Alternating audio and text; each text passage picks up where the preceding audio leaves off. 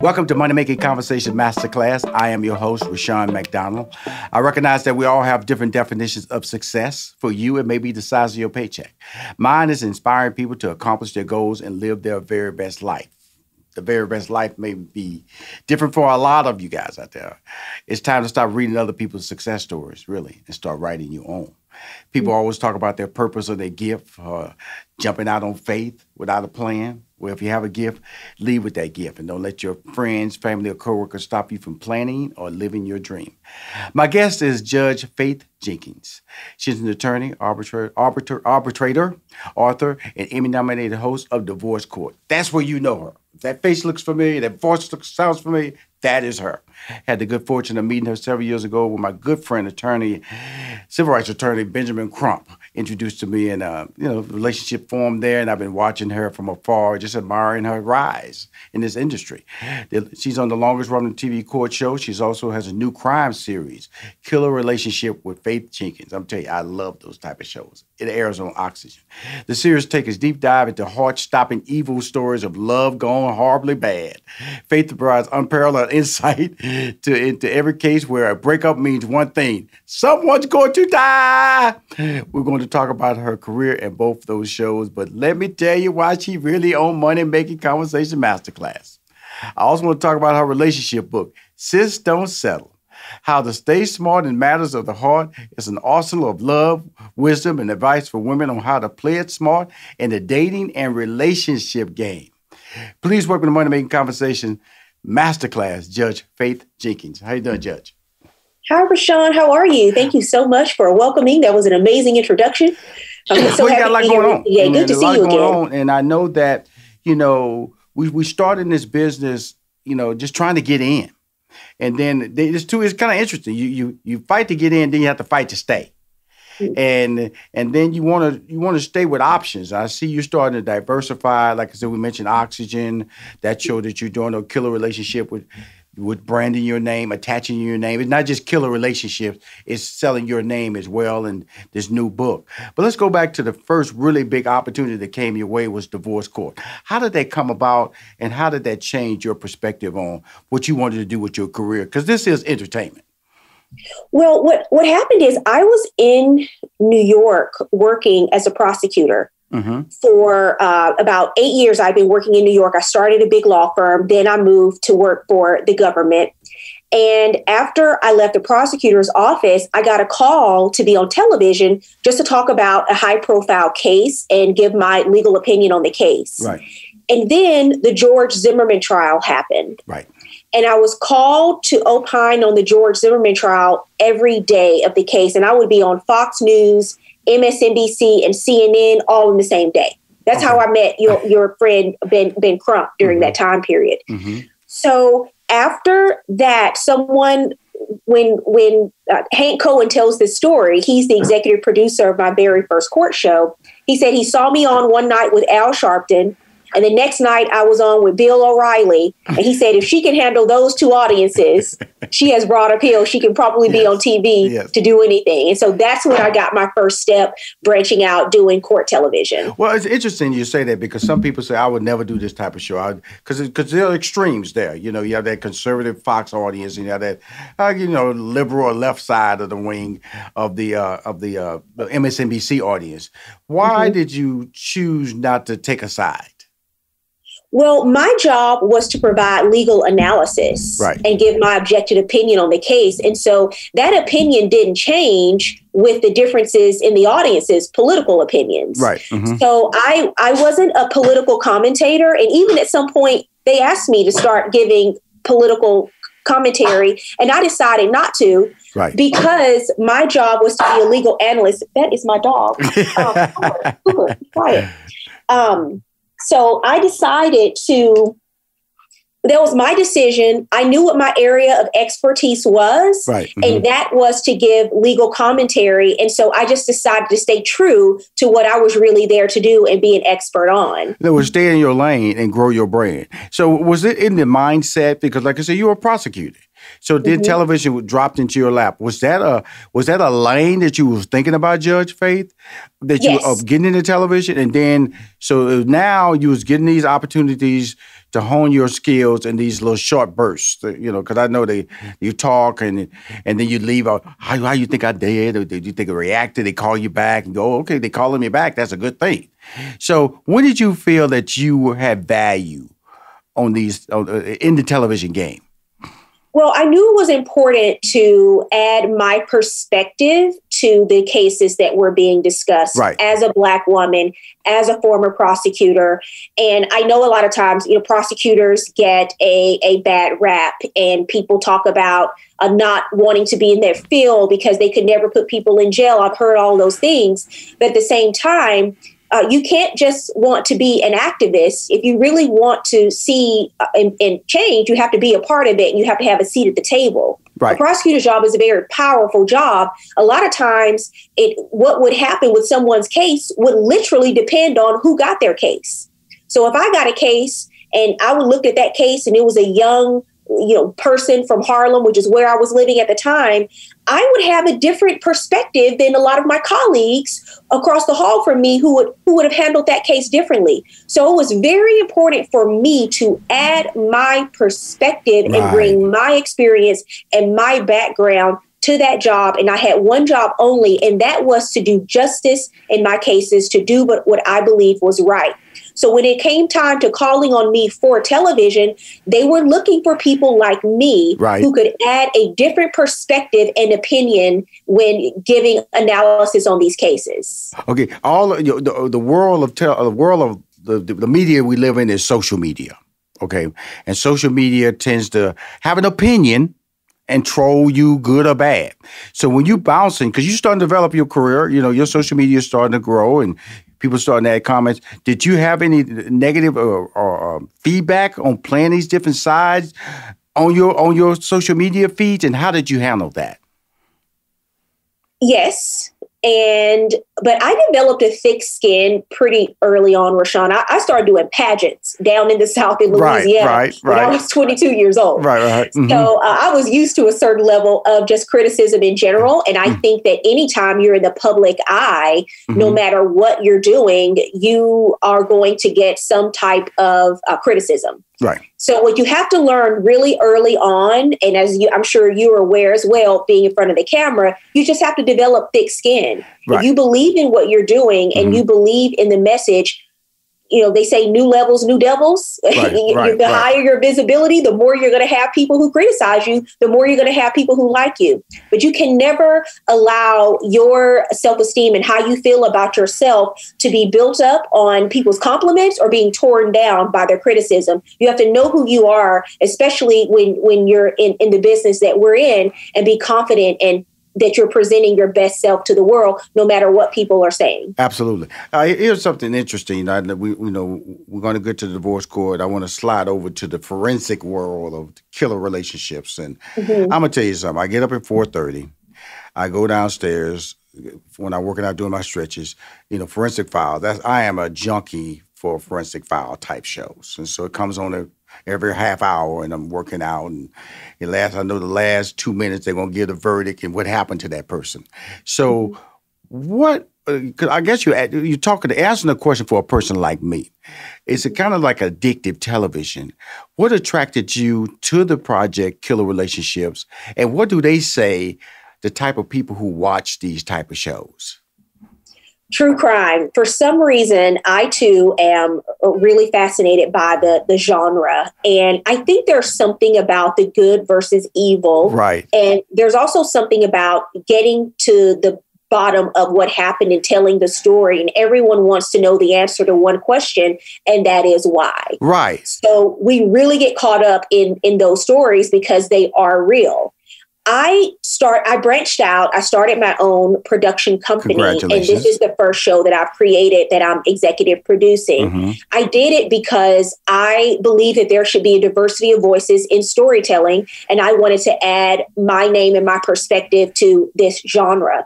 So this is the first show from my production company. I think that with these types of shows, not only is it fascinating to watch and learn, but it could be a learning tool because you're looking at all kinds of red flags. For this show in particular, I wanted to pull from two worlds that I was in.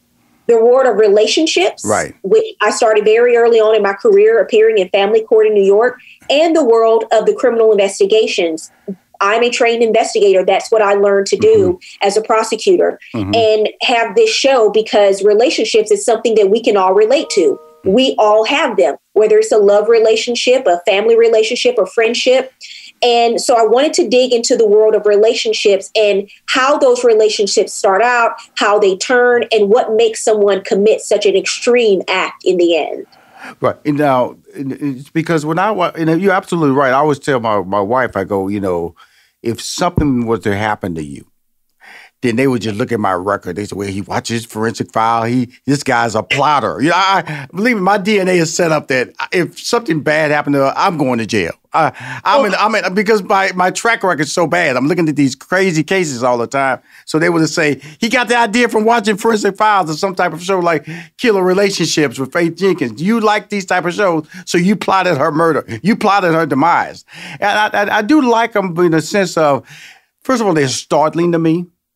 And it's like the word, how could that happen? Why did they do that? And this was the thing that always bothered me. You can get a divorce. You can get a divorce. You can actually just say, hey, I'm out. It's that simple, but they go to the darkest side of it all. And that's where the greed part comes out of it. And that's what's the selling point of Killer Relationship is that they could have just walked away. They could have went through the proper channels and got a divorce, but they wanted it all, 100%. They didn't want 90, 70, definitely didn't want 50-50. They wanted it all. Was that is that the single thing that you saw as well in these stories you're telling? That is a big theme. And the reason you'll find that most of the individuals in these cases go to the lengths they do, there's another theme throughout the season you'll see, and that is everybody has a secret. Right. And it's the lengths that these people are willing to go through to keep their secrets from being revealed and exposed. Wow. Well, let's slide over a little bit to relationships now, divorce court. Okay. Sitting on that boat, there's people coming in there with these emotional moments, and what have you learned the most about that experience, and what do you value? There's two questions. What do you learn the most, and what do you value the most about that experience? Because to me, it leads into you writing your book that we're about to talk in the next subject matter here. Yes, and divorce court has been an amazing experience. I hosted the show for 2 seasons, and this is actually my last year hosting it because I am moving in a different direction with my production company. Right. But I learned a lot from hearing all of the different issues and perspectives that people brought into the courtroom. Number one, I learned that most people don't have relationship problems. They have problems they bring into their relationship. Right. A lot of the issues I heard were issues that were unresolved in people's lives. And when you're bringing all of that into a relationship, a healthy relationship is not something you attract, it's something you create. And you can't create a healthy relationship if you have 2 unhealthy people coming together. Right. So that for me was just solidified what I knew about that. And I did my absolute best to try to enlighten a lot of the couples that came into the courtroom so that when they left the courtroom, they feel like they're leaving with something greater than when they came, even when they're going their separate ways. And I also encourage them most of us have been through a breakup at some point in our lives at one point or another. I encourage them to move forward in that breakup with compassion and empathy and understanding. Of course, it's a difficult time in your life, but it doesn't mean you have to try to destroy the other person on your way out the door. So that was a really important principle for me to share as well. Absolutely. Like I said, divorce court, we all know it runs in syndication. Killer Relationship with Faith Jenkins is on the Oxygen channel. Then we go to the book. Yes. I printed out as much as I could here, and I highlighted as much as I could because I know I don't have. Yeah, I sent you a paper copy. I wanted to send you a hard copy. I'm good, girl. I'm good. I got it on my app. Okay, my Net Gallery app. I got it. I'm rocking and rolling here. Now, sis, don't settle. I have 6 sisters. And,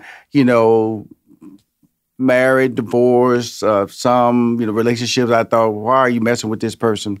You as a female, and then I'm also looking at divorce court. I'm putting that in my mind when I'm reading it. I'm saying you getting to see this all the time. With Steve Harvey, is his strawberry letter. I felt divorce court was your strawberry letter, for this book, because you get to see it and you make these crafty, smart decisions with these people, and you get to see how they interact. And when Steve Harvey did Strawberry Letter, for 5 days a week, he was responding to emotional letters that allowed him to craft his mindset. How did you craft your mindset? Was it divorce court? Was it girlfriends? It was just past relationships? What started this whole selling need to put it on paper? Mm-hmm. And the second part of that title really says it all, how to stay smart in matters of the heart. Mm-hmm. That's what I wanted to write about. It actually started prior to me doing television when I started working in family court in New York. Mm-hmm. My first court appearances were in family court in New York, handling divorces, child custody, child support cases. Mm-hmm. And then from there, I was also living my own life as a single woman in New York City. Mm-hmm. So I didn't get married until after I turned 40 years old. Mm-hmm. And what happened is I had this career that everyone around me deemed was so successful, but people started asking me why I wasn't married, why I was still single, when I was going to settle down. All of these questions. And I didn't think being single was something I needed to explain or defend. Right. That was just my journey at the time. There are lessons that I needed to learn. I needed to learn a lot about relationships because I didn't have this huge standard of what love looked like in my life growing up. People talk about relationships being a science and dating is an art. I knew none of it. Right. And we prepare, just like you prepare for your show. I prepare when I was in law school for exams. We prepare for everything in life that we want to be successful for. But a lot of us don't prepare for relationships. Why is that? So I started learning to prepare myself for the relationship that I wanted and what that looked like and what that meant for me. And I pulled from all of the experiences that I had with women in family court, with women in divorce court, my own personal life and dating experiences. And I combined those to put them in the book. Because I got married after I turned 40, I had a lot of dating experiences. I had a lot of lessons that I learned the hard way. But the moral of the story is I met my husband. He's an amazing man. I'm happily married now. If I would have waited to live my best life because I was waiting on a partner, I would have spent half of my adult life just existing and not really living. Right. Well, it's interesting because you got your own production company. I see a TV show out this book now, It's about, especially at post 40, because, see, you talk about Ally McBeal, like they made a big deal when she turns 30. Like, what are you doing here? So as soon as you start talking about that, I went to that section of the book, And then because we are hit with deadlines. You're supposed to graduate from high school 18. At 22, you're supposed to be out of college. 30, 29, 30. Where's your man? Where's your child? Where's your career? So you're hit with all these markers in life. And basically, that's what you're just taking those same markers and applying it to emotion and not being swayed by what other people say you should be doing or think you should be doing. Is that correct? That is correct. These are arbitrary timelines. Who decides? Right. We're not running a race in life because we're not all running in the same direction. So it can't be a race. Right. There are almost 8 billion people on this planet. We can't all be doing the same things at the same time.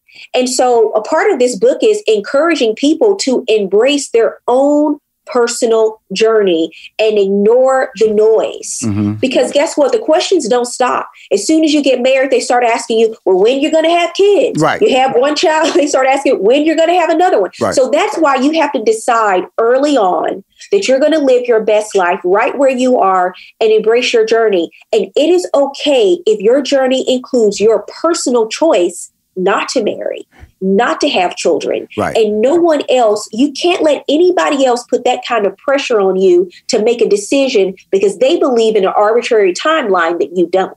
Right. It was always some chapters stick out for me, and I had to go to Wait for Sex. But let me explain that chapter right there, because everybody feels a pressure to That's part of the relationship.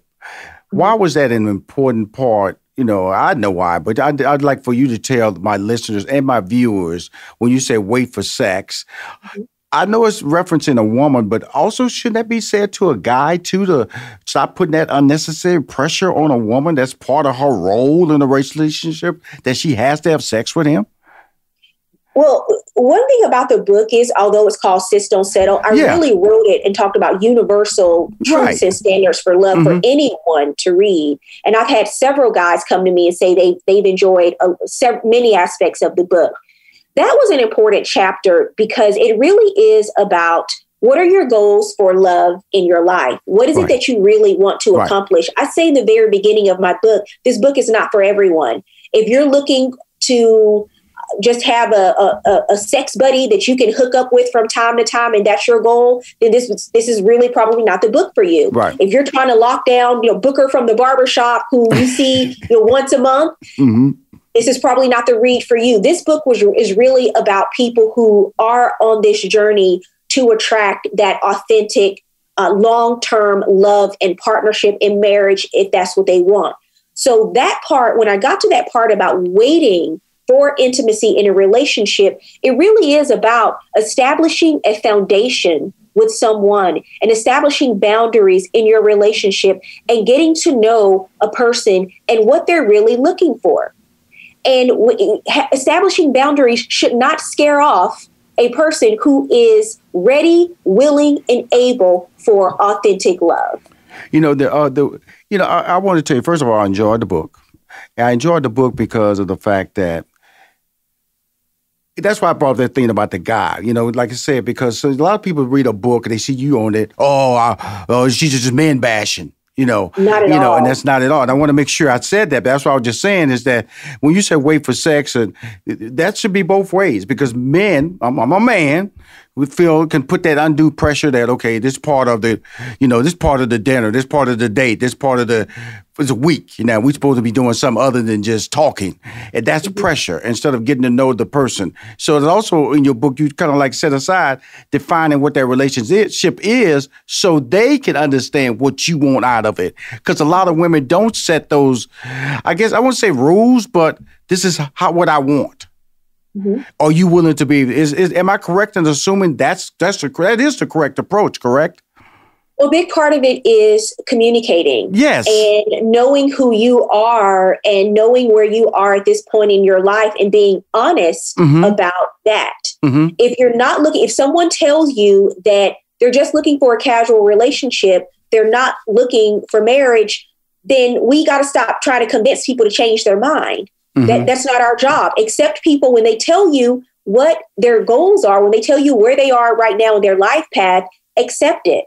So if that's not where you are, then it's time for you to pivot and go in another direction. So that's what I talk about in the book. When you talk about open and honest communication, when someone tells you, believe them. And then decide you can go in a different direction if you're not on the same life path at that point. Well, I talk about in my opening, I always talk about don't let your friends, family, or coworkers stop you from planning or living your dreams. That's what your book is about. Don't let people tell you that you're 30, you're out of the game. You're 40, you're out of the game.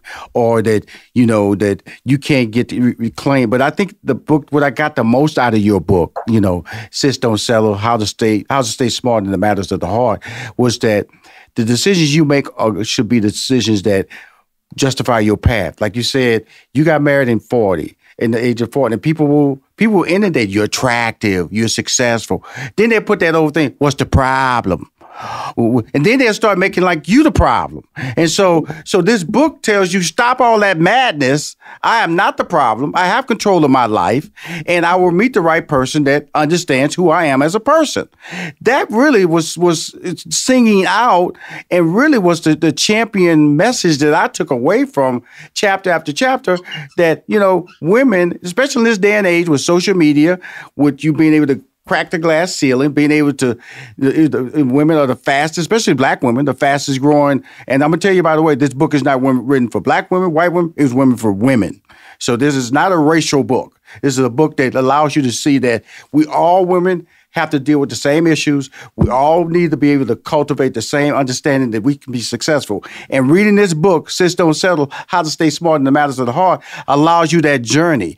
That is what my takeaway was. And I wanted to bring you on the show. I know we talked about the divorce court and, kill a relationship, but I just had to, and I want to support this book. I want to put this part of snippets of this interview on my social media just to drive traffic and let people know this is a book that's a must read. It's a quality read, and you would take away nuggets that I think that would make you honestly feel not so disappointed in your life or alone in your experiences. Right.